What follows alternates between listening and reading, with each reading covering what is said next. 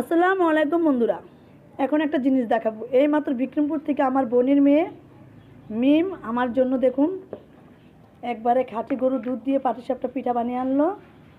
মাগো তোমার ধন্যবাদ।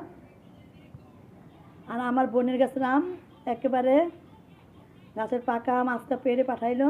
দেখুন এই আমটি অনেক মিষ্টি। বোন তোরে অনেক ধন্যবাদ, তুই আমার জন্য এতগুলো আম পাঠানোর জন্য। সত্যি বলতে কি, শ্বশুরবাড়ির কিছু খাওয়ার ভাগ্যে আমার নাই।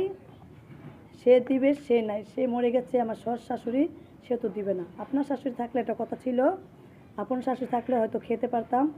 আর আমার হাজব্যান্ড তো বাইরে, এখন তো শাশুড়ি আমাদের খবর হলো না। সে আর কি নিবে, সে অসুস্থ রুগী, আল্লাহ তারে ভালো রাখুক। আর এটি হলো আমার বোন আমার জন্য ওর গাছের আজকা পেরে এই আমগুলা পাঠাইছে। গাছ মিঠা গাছের আম। দেখুন আমগুলো অনেক মিষ্টি। কেমন হয়েছে একটু কমেন্টে জানাবেন বন্ধুরা। সব কিছু তো আপনাদের সাথে শেয়ার করি, একটু কমেন্টের আশায়। ঠিক আছে, সবাই ভালো থাকেন। আল্লাহ হাফেজ।